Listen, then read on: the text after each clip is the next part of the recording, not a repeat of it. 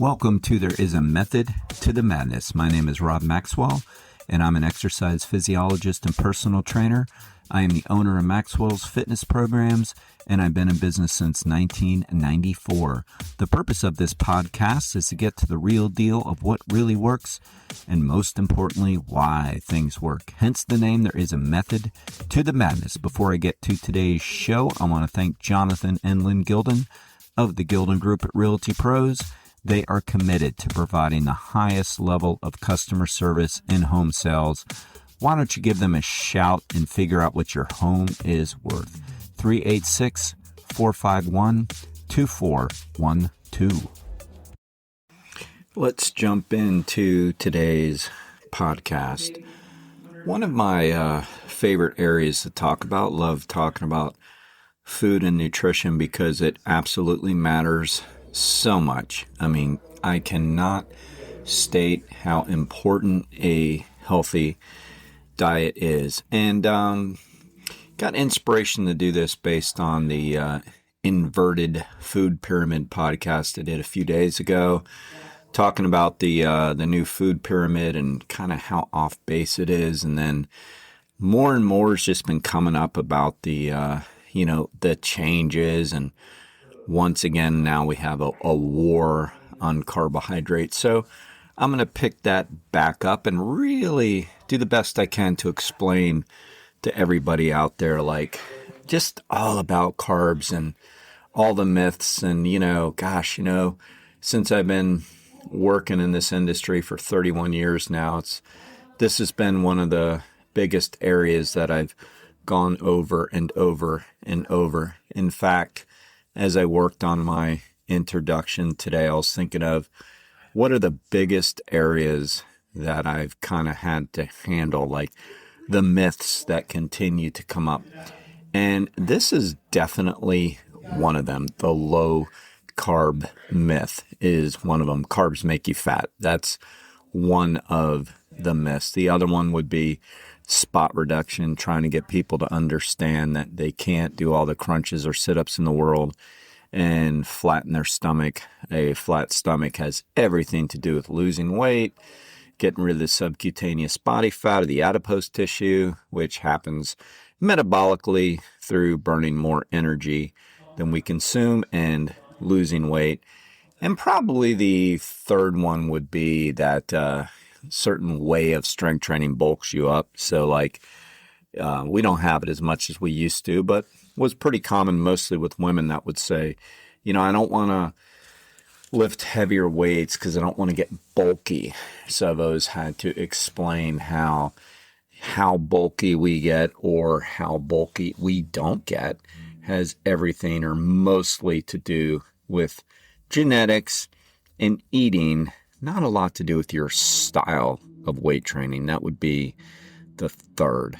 All right. So those are like the biggies. I probably should cover all of them again this week. But today I'm going to pick up on the carbs make you fat thing because it is ramping up again after, some of these people who don't know what they're talking about get out there and start acting like they're the spokespeople for how to eat, and they're not. All right, so let's start talking about these things. First, what are carbohydrates? All right, so carbohydrates are the body's preferred fuel system. We use calories for energy. Okay, that's what calories are. They're the body's energy. So carbohydrates are the body's preferred fuel source. In fact, the brain can only use glucose for fuel. All right, so their main function is to provide energy for the body. Now, I don't know about you, but I don't necessarily want to go around with low energy, but that's what we're going to do if we excessively limit carbs. All right, so carbs are, once again, defining them as the body's preferred energy system. By the way, this isn't like myth. This isn't like, oh, this is just one person's opinion. No, that's what carbohydrates are. All right, especially for the brain and nervous system. As I already said, Brain can't use another fuel source. So if you've ever known anybody on a low carb diet or depleting carbs for a certain reason, they're going to have brain fog. They're going to be a little spacey. And, they're going to walk around basically with their head in the clouds. I can attest to that. I can remember the first bodybuilding show I did when I was in my 20s. We really didn't know better back then. We did the whole carbo deplete and then carbo load thing, thinking it was going to make our muscles more bloated on competition day. Whether it did or didn't, it doesn't matter. May have helped. Definitely didn't hurt long term, but we did the carbo deplete thing at first. That was the idea. So for like 3 days, you essentially ate almost a no carb diet. Man, I can remember just feeling awful, just being moody, irritable, didn't want to really do anything. You can feel the effects in the brain when you're on a low carb diet, and it is not good. All right. So carbs, other main purposes for muscle activity during exercise. So if you're on a low carb diet, don't expect to have any exercise worth of crap. Not going to happen. You're not going to have any energy. Your muscles don't have any glycogen, which is the stored amount of carbohydrates in the muscles and the liver. It's not going to have any to provide the energy. So its main function, again, is for activity during exercise. And then another preferred fuel source for high intensity endurance work. So, recently a friend of mine was joking that a friend of hers was talking about how they were going to go on a low carb diet because they thought some of the other elite racers were doing that. And I'm like, God, that is so ridiculous. That's probably the worst of all. How on earth do you think you're going to compete aerobically in an endurance event on a low carb diet when it literally is the carbohydrates that fuel the muscles? So after you're above 50 or 60% of your VO2 max, 50 to 60% of your VO2 max, not 50 milliliters per kilogram of body weight, but literally when you're just at 50%, which isn't very high, that's only halfway, your body automatically shifts to anaerobic metabolism and you start using hardly any fat for fuel. And once you become completely anaerobic, it is only carbs for fuel. So how on earth are you going to fuel a 5K on a low carb diet? Physiologically speaking, you can't. It's impossible. So that's just outright ridiculous. All right. So those are the main functions of carbohydrate. All right. Now, what happens when you're on a low carb diet? First, short term and then long term. So obviously, because I already said it, low energy levels. Brain goes into fog. You become irritable. You start noticing a poor performance. Naturally, you're hungry, typically because your blood sugar's low. So your body is sending signals to the brain saying eat. So you're experiencing that. You could potentially have the important electrolyte loss. You're definitely going to go into muscle loss, so some atrophy. That's not good because the only thing that raises our metabolism is adding muscle mass. So the last thing we want to do is lose muscle mass because we're not eating enough carbs. We don't want to lose it anyway, but when we can basically prevent it by making good choices, that's the last thing we want to do. Now, when it was more in vogue to be on a low carb diet, and I hope we don't get there again, trying to kind of stop it here, but I would notice when people they'd lose weight and then they would gain so much weight afterwards, and people would be like, well, why? And I'd say, well, it's pretty much, it's science. It's pretty simple. So when they lost a lot of weight, they lost a lot of muscle. Muscle's metabolic. So as soon as they got off the diet, because nobody can stay on it forever, they start gaining even more weight than they had before because they lost muscle. So they lowered their metabolism. So that's just stupid when you get down to it. Another thing that happens when you are on a low carb diet for a sustained amount of time, you start seeing hormonal shifts. Your thyroid starts taking a beating and your metabolism lowers, not only because of muscle mass, but because of thyroid disruption. You start experiencing some sleep loss because you have some serotonin level dips. Women can have menstrual disruption that could become really problematic later in life if they, miss too many pyramids. I shouldn't say, maybe you don't know, but such a thing called the female athlete triad, where basically they as in women are not eating enough. So then they start, that's the first part. Then the next part is they start having menstrual disruption. That's the second part. And then the third part is later in life could lead to osteopenia or osteoporosis. So that can also happen with too low carb of a diet. You will have a suppressed immune system. These are just from like moderate, like low carb diets, meaning a month or more. The female athlete triad's going to take more time, but we're going to start seeing all these things within a short period of time. And then mood changes and anxiety levels are going to lift if we are on a low carb diet for too long. So I presented its case. The good, it's the body's preferred fuel source. The bad, I listed like 10 things. Now let's talk a little bit about another factor. So I've heard bodybuilders even say, I can gain muscle just eating high protein, low carb. Now, why they think this, I don't know. I mean, part of it I think is just bro science stuff, like they hear other people talking about it on the internet. But I also think it's just some people like to eat a lot of meat and they just want to be able to, be that steak and potato guy that walk around, I just like to eat this way. It's like, okay, I mean, there's things we all like, but that doesn't mean it's right. So I think it's a combination of things for people that are thinking that particular way, like the bodybuilders that are thinking that way. I just think they like to eat that way. When I say they, I'm talking about the people who are really defending the super high protein, low carb diets as a way of gaining muscle. I mean, scientifically, it is not backed. In fact, what the science says is, it's still possible to gain muscle on a low carb diet as long as your calorie levels are high. So you still have to have a caloric surplus, but you will have to still modify your workout because anything of high intensity or high volume, you're not going to have the carbohydrates to support that.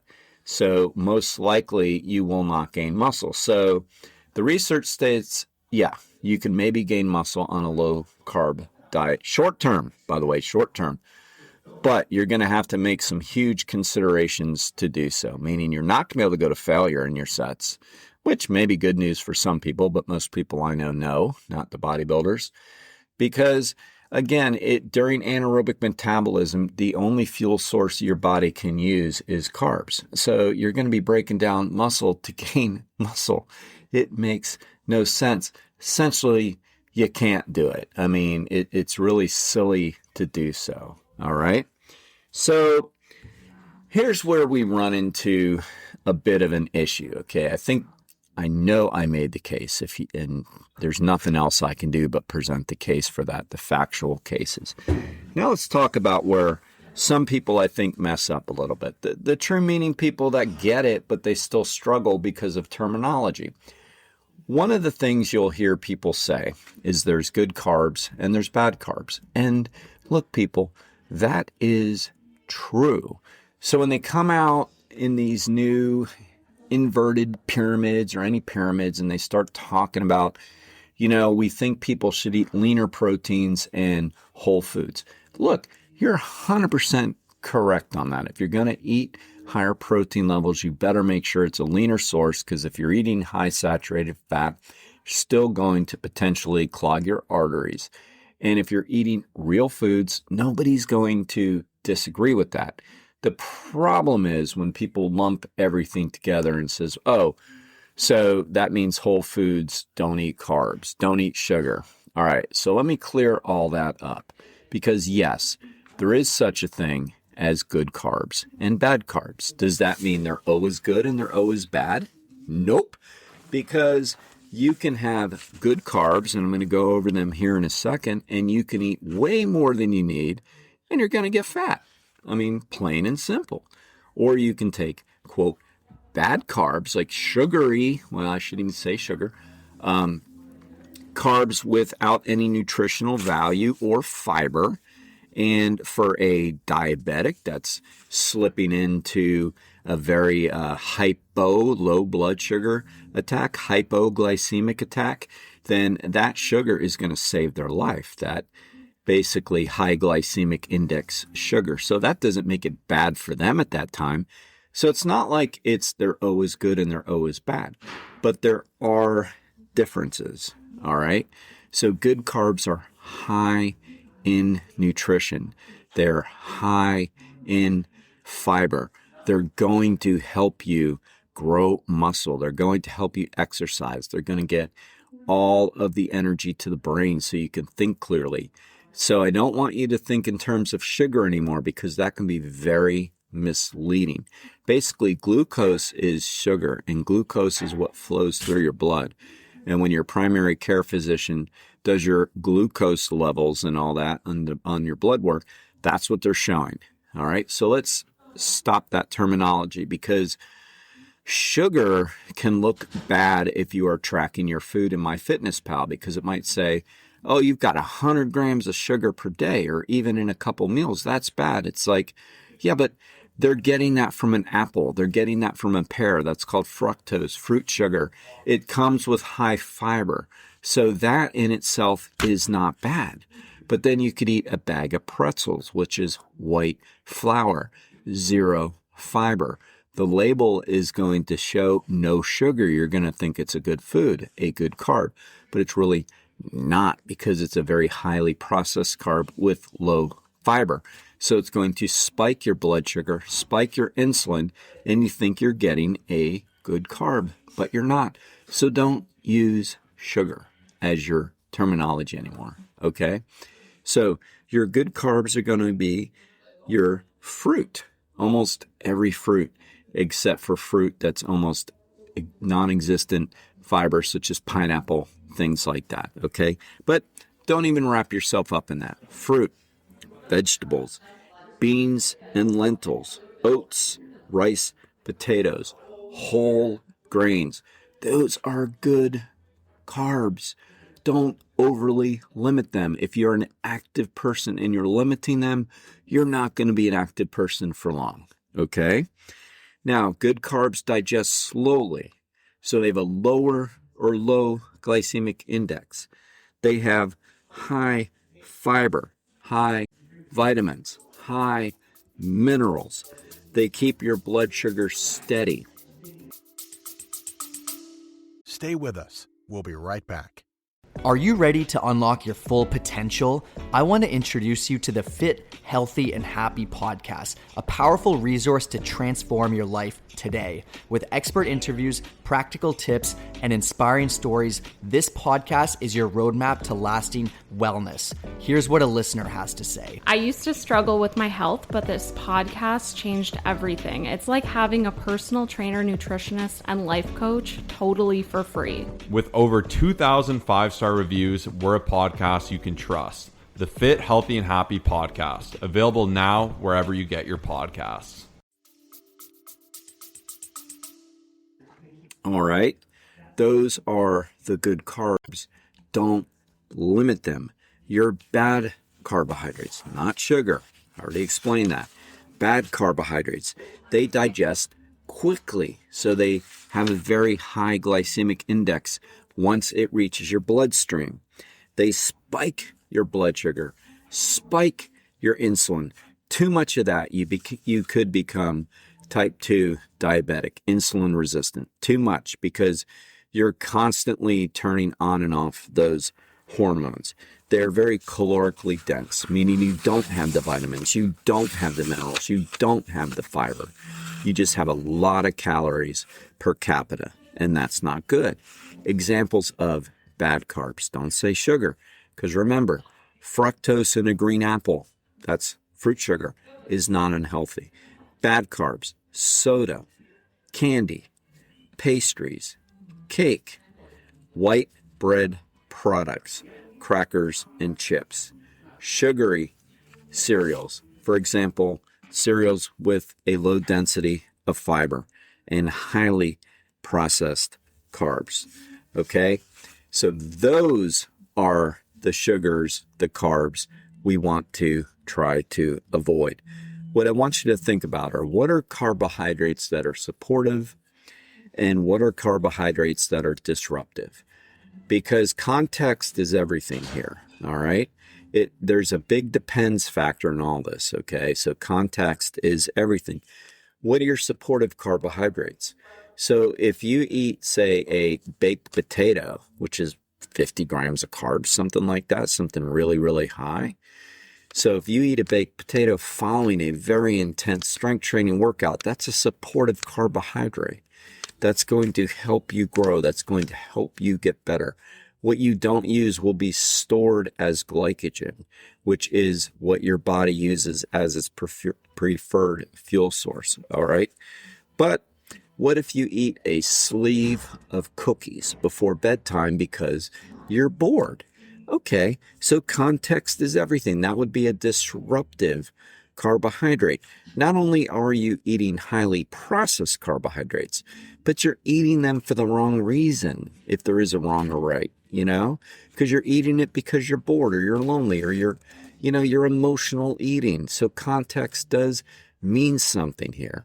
You're both in these instances eating around 50 or so grams of carbohydrates, but one's supportive and you're doing it for your health. The other you're doing for your emotional state. That's not going to be healthy. If you do too much of that, I always recommend that you talk to somebody and get some psychological counseling, because a lot of times we can't fix food and diet issues if there's a huge emotional imbalance there. So I want you to think about that. Context is everything when it comes to this. All right, so here's a rule of thumb for you. If you're consider yourself an active person, like I'm an active person, I exercise every day, plus I try to stay really active. I would state that probably all my clients are active people. They come to the gym. They hopefully do their homework. Some of them do a lot of cardio. Some do the right amount of cardio, and some don't do enough, but they're trying. I would call all of you active people. You need to get enough good carbohydrates in your system every day. To give you some guidelines for that, you should consume between 3 and 6 grams per kilogram of body weight.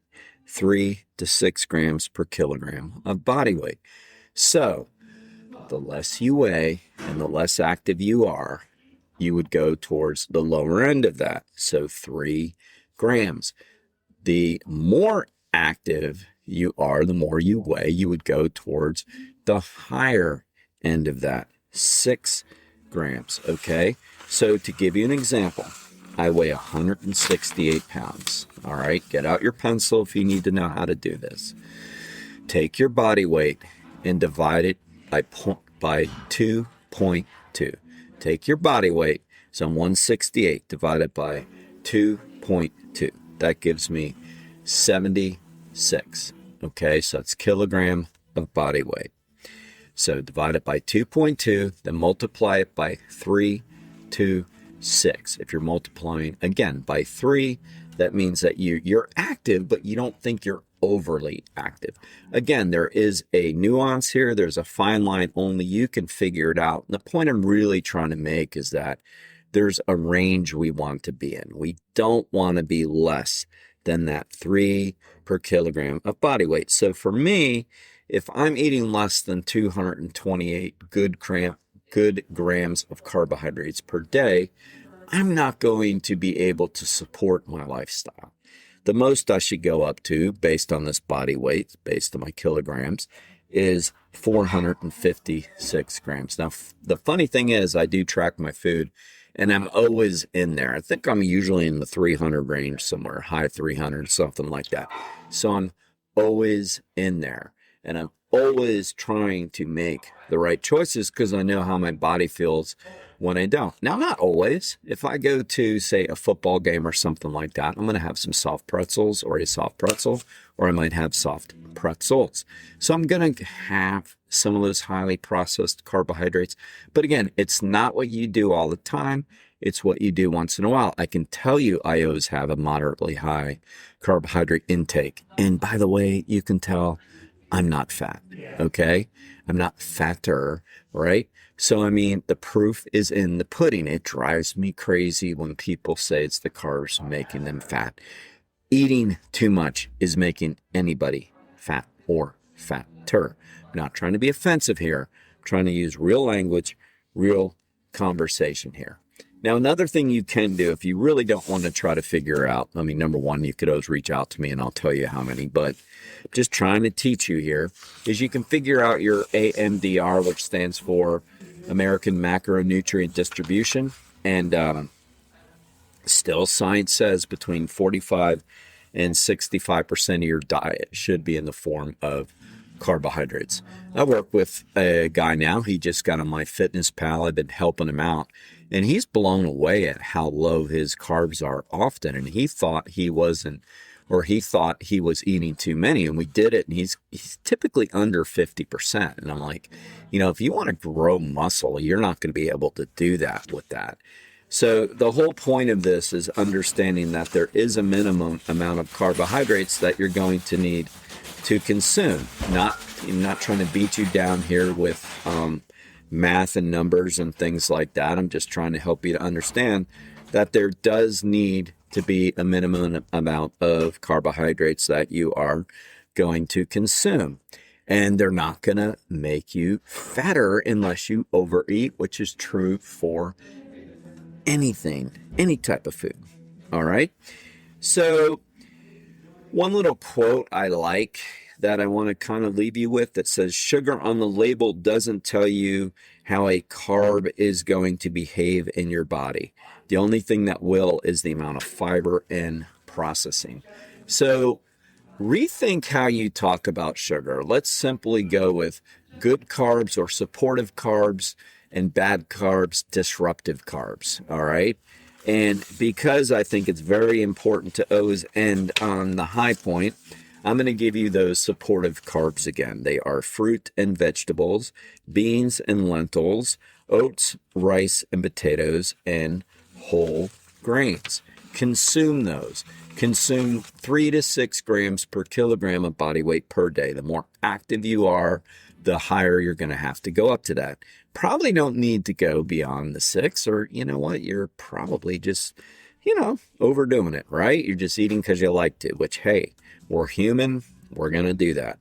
All right. Your disruptive or bad carbs are going to be your sodas, your candies, your pretzels, your white breads, your crackers, your chips, your low fiber cereals, and your highly processed anything.